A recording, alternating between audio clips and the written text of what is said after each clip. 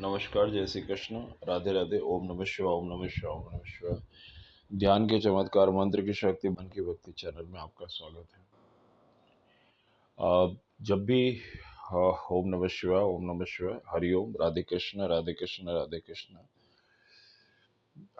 जब ये हनुमान प्रसाद पोद्दार, पंडित राम सुखदास जी महाराज और जयदयाल जी गोयनका, गीता प्रेस के जो संस्थापक थे, ये जो भी संत थे, बहुत इनका बहुत विशेष महत्व था। इन्होंने जब से शुरुआत से ही गीता प्रेस गोरखपुर के माध्यम से गीता, जो भगवान कृष्ण की भगवत गीता को सब जगह पे पहुंचाने के लिए उन्होंने बहुत प्रयास किया। बहुत सारी भाषाओं में गीता को पब्लिश किया और बहुत सारे पाठकों तक, नेशनल और इंटरनेशनल लेवल तक गीता को पहुंचाने की कोशिश की। और उसके अंदर जो भी इनका ध्येय था कि अधिक से अधिक लोगों तक भगवान का और भगवत धर्म का प्रचार होना चाहिए, भगवत धर्म का प्रचार होना चाहिए। जो भी भगवान में रुचि रखते वो अधिक से अधिक लोग पढ़े, धार्मिक एटमॉस्फेयर हो, लोग पढ़े, लोगों के अंदर किसी भी तरह की रुचि हो तो वो चीज़ बाहर आए। इस तरह से उन्होंने काफ़ी ग्रंथों को पब्लिश कराया, उसका निर्माण किया, खुद भी बहुत सारी किताबें लिखी और वो चीज़ आज भी बहुत अनमोल है। कोई भी साधक जो है वो अगर ऐसा बोले कि उसके पास हनुमान चालीसा नहीं है तो 2 रुपये 5 रुपये में हनुमान चालीसा उपलब्ध कराई, 2 रुपये 10 रुपये में भगवत गीता के कुछ श्लोक उपलब्ध कराए, भगवत गीता पूरी उपलब्ध कराए, तो ये सब चीज़ें विलक्षण है।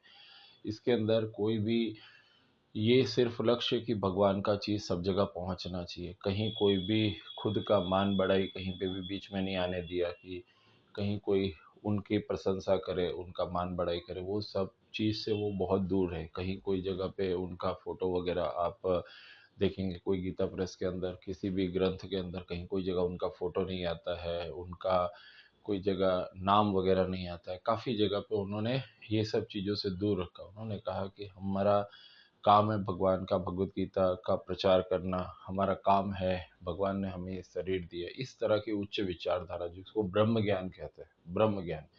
ब्रह्म ज्ञान यही है कि आपके अंदर इस तरह का भाव रहे कि आप सिर्फ करता है, आप अपना काम करके चले जाएंगे, एक न एक दिन चले जाना ही है। और वही चीज़ जयदयाल जी गोयनका सेठ जी और पंडित राम सुखदास जी महाराज और हनुमान प्रसाद पोद्दार जी में था। और ये सब जो थे संत, इस तरह का इनका विचारधारा था कि कहीं पे भी कोई चीज़ के अंदर खुद के मान बढ़ाई, खुद का कोई भी चीज़ के अंदर वो खुद से ज़्यादा भगवान की तरफ ज़्यादा लोगों का रुझान पहुंचाने की कोशिश करते थे।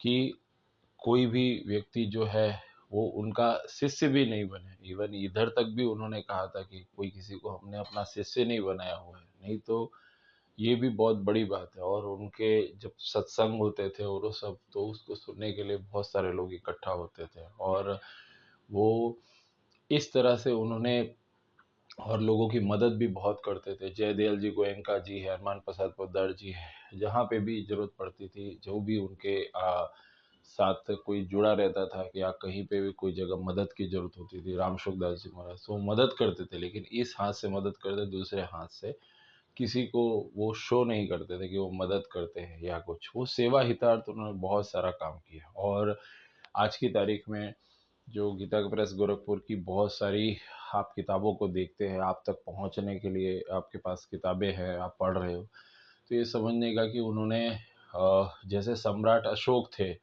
सम्राट अशोक का क्या था, बौद्ध धर्म का उन्होंने प्रचार किया। तो सम्राट अशोक से जैसे बहुत सारे राजा हुए, लेकिन बौद्ध धर्म का प्रचार किया, इसलिए सम्राट अशोक का नाम हर जगह आता है। उसी तरह से वाल्मीकि जी का नाम आता है कहीं ना कहीं। रामायण लिखी वाल्मीकि जी का नाम है, गोस्वामी तुलसीदास जी का रामचरितमानस के लिए नाम आता है, तो वो अमर हो गए। उसी तरह से जयदयाल जी गोयनका, राम सुखदास जी महाराज, हनुमान प्रसाद पोद्दार, इन्होंने घर घर के अंदर पूरे वर्ल्ड में भगवत गीता, रामचरितमानस और शिव महापुराण से बहुत सारे ग्रंथों को पहुंचाया। दूसरी चीज की, ये जो भी ग्रंथ वगैरह होते थे, जैसे कोई ग्रंथ वो खराब हो रहे हैं कोई चीज़ है, तो उसकी ओरिजिनल कॉपी लेके उसमें से सब चीज़ को रेडी करवाना, उसको पूरा चेक करवाना, ये सब बहुत बहुत बड़ा काम है, ये सब इजी काम नहीं है। दूसरी चीज़ की, इसके अंदर जो भगवत गीता के अंदर भगवान के जो फोटोज वगैरह दिखाई देते हैं, ये फोटोज वगैरह कोई भी फोटोज नहीं है, ये सब इसमें जो हमने कुछ चीज पता किया था कि कुछ चित्रकार के थ्रू बनवाया जाता था, कि वो चित्रकार भी उसके अंदर उस तरह के चित्रकार जो उस तरह का भाव रखते थे और उस तरह से वो चित्र बनाते थे, और चित्र को उस चित्र की एकदम अनोखी आप उसको देखेंगे कि उस जैसा कॉपी कहीं दिखता ही नहीं है। मतलब कि उनको भी भगवान का ऐसा भाव होता था कि उस तरह से वो भगवान कृष्ण की, भगवान शंकर की उस तरह की वो सब चीज़ें बनाते थे, और वही सब चीज़ें हैं जो बुक के अंदर दिखती थी, जितना हमारी जानकारी में है। दूसरा चीज़ की कोई भी जैसे कोई भी जो व्यक्ति है जिसको ब्रह्म ज्ञान होता है, जिसको नॉलेज होता है, तो वो ब्रह्म ज्ञान और वो सब होता है। कोई भी व्यक्ति जो भी काम करता है उसको अधिक से अधिक इस तरह से काम करना चाहिए कि मान बढ़ाई और मैं के भाव से दूर रहना चाहिए, उसी को ब्रह्म ज्ञान कहते हैं। व्यक्ति एक माला फेरे, 10 माला फेरे, कि 300 माला फेरे, कोई भी चीज हो, व्यक्ति 4 लोगों की सेवा करे, 400 लोगों की सेवा करे, व्यक्ति के अंदर कोई अनोखी चीज आ जाए या व्यक्ति के अंदर कोई इस तरह का भाव आ जाए कि बहुत अच्छा वक्ता बन जाए, पर उसको मान बढ़ाई और मैं के भाव से दूर रहना चाहिए। अगर मान बढ़ाई मैं के भाव से दूर रहता है तो वो चीज के अंदर वो ब्रह्म ज्ञान असली है। क्योंकि हमने जो भी चीजें देखी है इसमें कैसे ऐसे संत होते हैं कि जो जिनका स्वभाव सिर्फ ये होता है कि हमको जो चीज की प्राप्ति हुई है वो चीज की प्राप्ति को आगे बढ़ाया जाए, दूसरे को दिया जाए। ठीक है, तो जो उस तरह का जो भाव होता है वो भाव ब्रह्म ज्ञान वही है। ब्रह्म ज्ञान ये नहीं है, एक चीज है कि व्यक्ति को मैं का भाव खत्म हो जाए, उसको ये चीज हो जाए कि भाई शरीर के तल पे भगवान द्वारा दिए हुए इस शरीर के ऊपर, भगवान का द्वारा दिए हुए इस नाम के ऊपर कोई व्यक्ति अभिमान न करे। यहाँ पे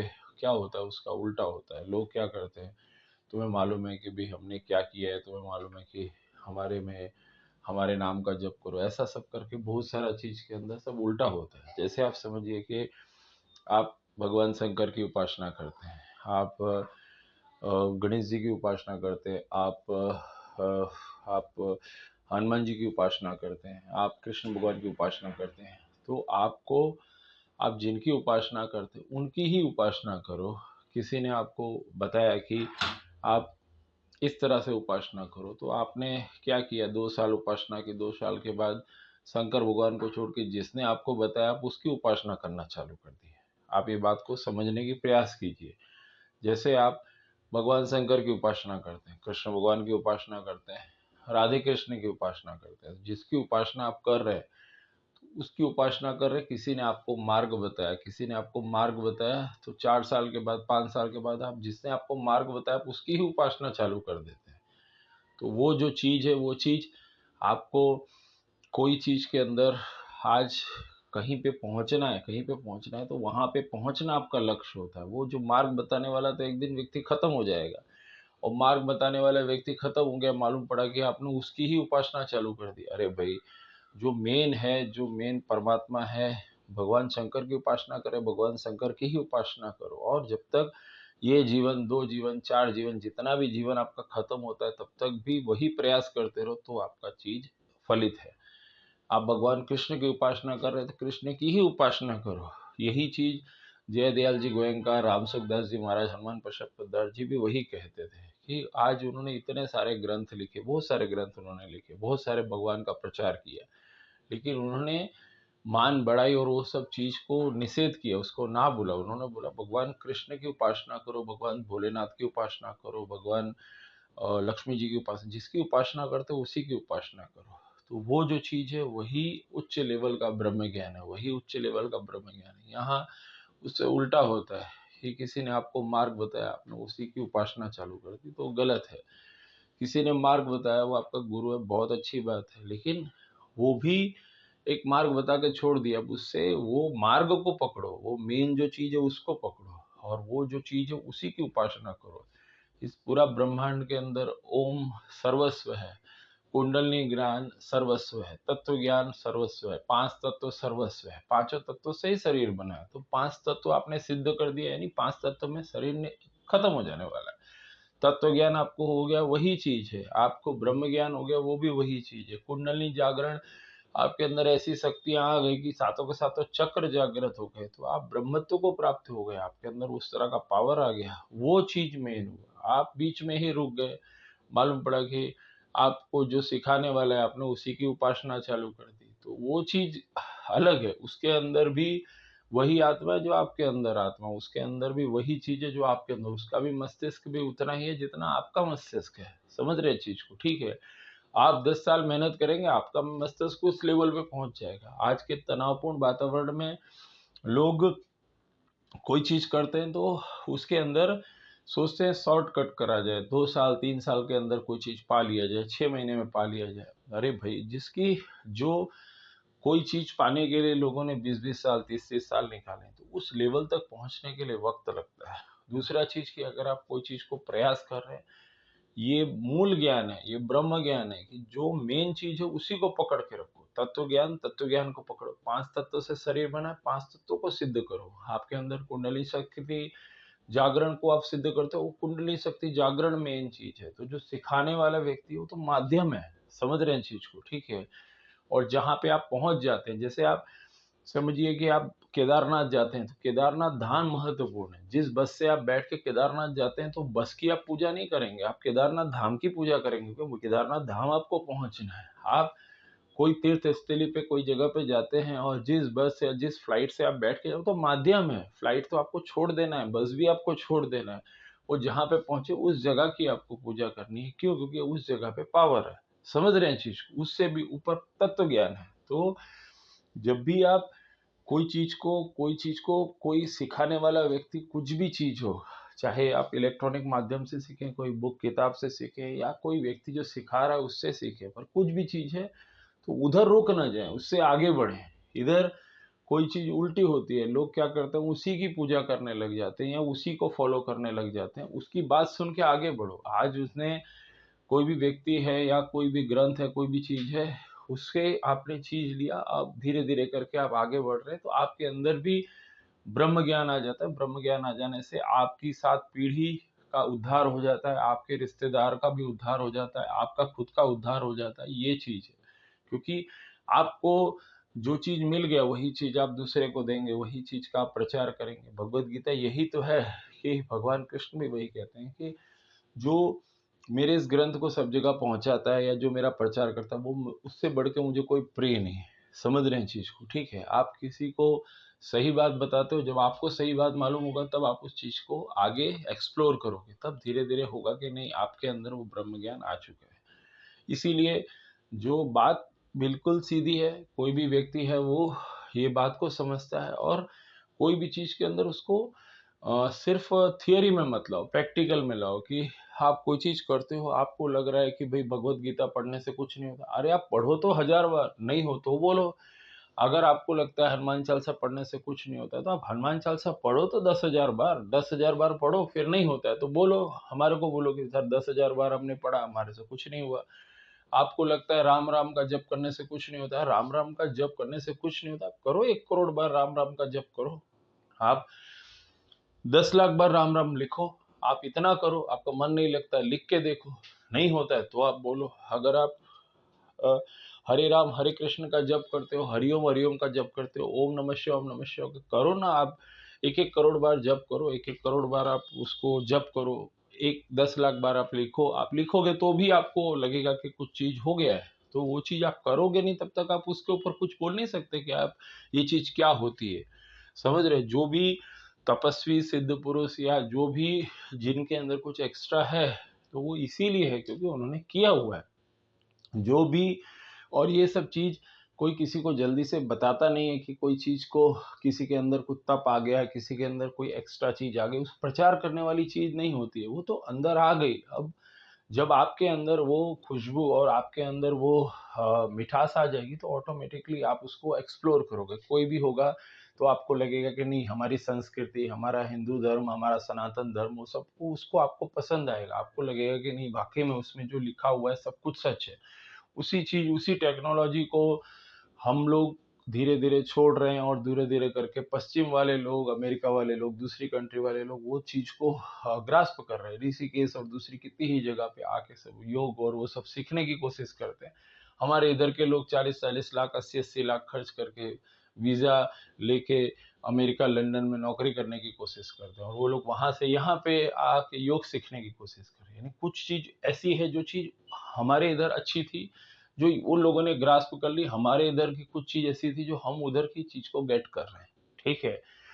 तो वो चीज़ के अंदर हर एक व्यक्ति का अपना देखने का ढंग होता है, सोचने का नज़रिया हो जाता है। लेकिन आप जब भी मंत्र जाप करते हैं या कोई चीज़ आपके अंदर अगर है अच्छी, तो अपना मैं का भाव धीरे-धीरे आपको छोड़ देना चाहिए। मैं का भाव छोड़ दिया यानी आपने अगर कोई जगह पे पानी पीने की व्यवस्था बनाई, तो उसके अंदर आप ये मत सोचिए कि 4 लोग आपकी बड़ाई करेंगे, भई आपने पानी पीने की व्यवस्था बनाई, 4 लोग पानी पिएँगे तो मेरा नाम होगा। तो वो चीज़ आपको कभी भी 84 लाख योनियों में आपने अच्छा कर्म किया, बुरा कर्म किया, आपको घुमाती रहेगी, क्योंकि आपके अंदर वो जो आपने किया उसका भी पुण्य भुगतने के लिए आपको आते रहना पड़ेगा। वो चीज़ आपकी चलती रहेगी। आपने कोई बुरा कर्म किया तो भी आपको आता रहना पड़ेगा। ब्रह्म ज्ञान यानी जो चीज़ हो रहा है आपने कर दिया, बस आपका एक रोल खत्म हो गया। भगवान को मालूम है आपने क्या किया, भगवान अपने हिसाब से आपको विशेष स्थान देंगे, आपके लिए जो बेस्ट होगा वो करेंगे। प्रकृति आपके लिए जो बेस्ट होगी वो करेगी। ब्रह्मांड के 5 तत्व आपके लिए जो बेस्ट होगा वो करेंगे। ब्रह्मांड के पाँचों तत्व आपको कहीं पे भी कोई चीज़ के अंदर आपका द्वारा किया हुआ एक छोटा-सा दान भी आपको है ऐसा नहीं निष्फल जाएगा। पाँचों तत्व सब देख रहे हैं। अग्नि, वायु, पृथ्वी, ये सब आकाश, सब ये पाँचों तत्व देख रहे हो। पाँचों तत्व आपको वो एवरी टाइम आपको वॉच कर रहे हो। पाँचों तत्वों से कुछ भी चीज़ छिपा नहीं है। समझ रहे हैं चीज़ को? आप रूम बंद करके भी कोई काम करेंगे तो आकाश तत्व है, अग्नि तत्व है, वायु तत्व है, सब तत्व देख रहा है, जल तत्व सब कुछ देख रहा है। पानी तक सुनता है आपकी बात को। समझ रहे हैं चीज़ को? ठीक है। तो इसी की वजह से तो हाथ में पानी लेके वो संकल्प क्या है, इसी चीज़ की वजह से दिया जाता था ना कि पानी तक वो सुनता है वो बात को। जहाँ-जहाँ पानी है वो सब जगह आपका पानी आपका काम देख रहा है। जहाँ-जहाँ वायु है, वायु आपका काम देख रही है, आकाश देख रहा है। इसलिए आकाश की तरफ देख के बोला जाता है कि भगवान तुझे देख लेगा। समझ रहे हैं चीज़ को? ठीक है। ये सब बातें वही समझ सकता है जो साधक है या साधना की दिशा में। बाकी ये चीज़ें ऐसी हैं कि जल्दी से किसी के उसको ही समझ पड़ेगा जो साधना की दिशा में है। वो जो सोच रहा है कि मैं कौन हूँ, कहाँ से आया हूँ, कहाँ जाऊँगा, आत्मा कहाँ से आती है, कहाँ जाती है, मरने के बाद क्या होता है। ये सब चीज़ें आज भी साइंस भी फ़ेल है ये सब चीज़ को पता लगाने में। तो ये वो उसको पसंद आएगा जो ये समझना चाहता है कि मैं कौन हूँ, कहाँ से आया हूँ, कहाँ जाऊँगा, आत्मा कहाँ से आती है, कहाँ जाती है। That's a very important question. तो व्यक्ति क्या है, जब व्यक्ति भगवत गीता में भगवान ने लिखा है हज़ारों लोगों में से कोई एक व्यक्ति ही ये जानने की कोशिश करता है कि आत्मा क्या है और उसके बारे में जानने की कोशिश, उसमें से कोई एक ही उस दिशा में कोशिश करता है और आगे बढ़ता है और जो एक ही जान पाता है। ऐसा भगवत गीता में ऑलरेडी लिखा हुआ है। और काफ़ी चीज़ें हैं जो चीज़ें जैसे-जैसे व्यक्ति साधना में जाता है वैसे-वैसे व्यक्ति को म मन में सवाल आते हैं और कहीं न कहीं उसको भी अनुभव होता है, ठीक है? तो वो चीज़ को ध्यान रखिए और अधिक से अधिक मंत्र जाप कीजिए, ध्यान कीजिए, अच्छे काम कीजिए, अधिक से अधिक प्रकृति को ज़िंदा रखिए, पेड़ लगाइए, ये सब चीज़ें इम्पोर्टेंट। हरि ओम, जय श्री कृष्ण, राधे राधे, राधे राधे, राधे राधे, ओम नमः शिवाय, ओम नमः शिवाय, ओम नमः शिवाय। माता पिता की जय, सब देवी देवताओं की जय। ओम ओम ओम।